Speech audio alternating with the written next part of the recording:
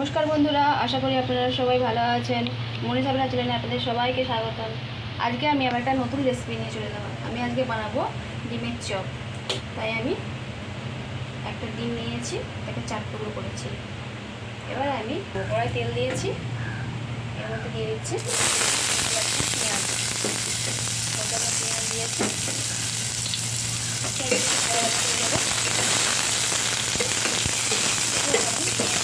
Ready করে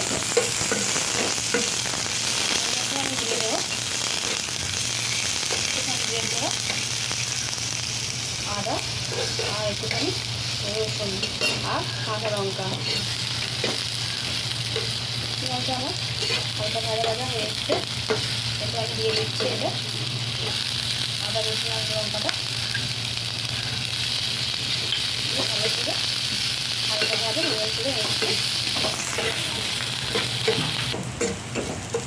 পেঁয়াজ রসুন লঙ্কা আদার সময় ভাজা ভাজা হয়েছে। এরপর আমি এর মধ্যে দিয়ে দেবো একটুখানি হলুদের গুঁড়ো, একটুখানি লঙ্কার গুঁড়ো, একটুখানি জিরে গুঁড়ো। এর মধ্যে দিয়ে দিই সেদ্ধ করা আলু, দিয়ে ভালো করে মিশিয়ে নেব।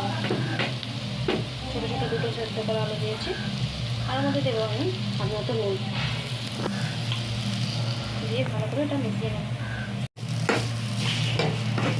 পুরটা আমার তৈরি হয়ে গেছে, আলুর পুরটা। আর এটাকে আমি নামিয়ে নিচ্ছি। আমি বেসন দিয়ে চপটা করবো, তাই আমি বেসন নিয়েছি 50 গ্রামের মতো। ওর মধ্যে দিয়ে দিচ্ছি অল্প একটুখানি নুন আর দিয়ে দিচ্ছি একটুখানি হলুদের গুঁড়ো, দিয়ে এটাকে একটু মোটা করে আমি জল দিয়ে গুলে নেব। বেসনের ব্যাটারটা আমি এরকম মোটা করে গুলে নিয়েছি। এবার আমি যে আলু দিয়ে ডিমের চপটা বানাবো, ওই আলুর একটু আমি তেল গুলিয়ে নিচ্ছি আগে। আলুর পুরটাকে হাতে করে নিয়েছি, এরকম করে মাঝখানে ডিমটাকে দিয়ে তারপর উপর দিক দিয়ে আবার আলু পোড়ালি দিয়ে সব ভালো করে এরকম করে গোল গোল করে নেব। এরকমভাবে সবগুলো উপরগুলো তৈরি করে নিচ্ছি।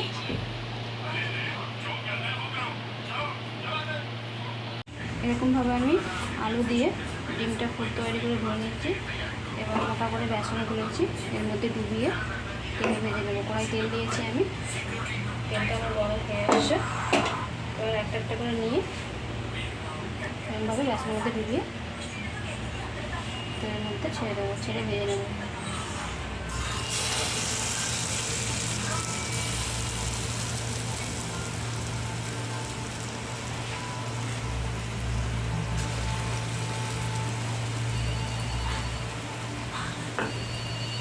চপগুলো আমার ভাজা হয়ে এসছে, উল্টে পাল্টে ভেজে নিচ্ছি। এবারে আমি তুলে নেব। আপনারাও বাড়িতে অবশ্যই বানিয়ে খেয়ে দেখবেন এরকমভাবে। আর কেমন লাগলো অবশ্যই কমেন্টে জানাবেন। আর আমাকে লাইক কমেন্ট ও শেয়ার করুন। নতুন ভিডিও পাওয়ার জন্য অবশ্যই চ্যানেলটিকে সাবস্ক্রাইব করে রাখবেন।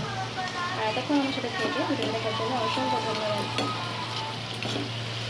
এবার আমি তুলে নিচ্ছি এগুলো।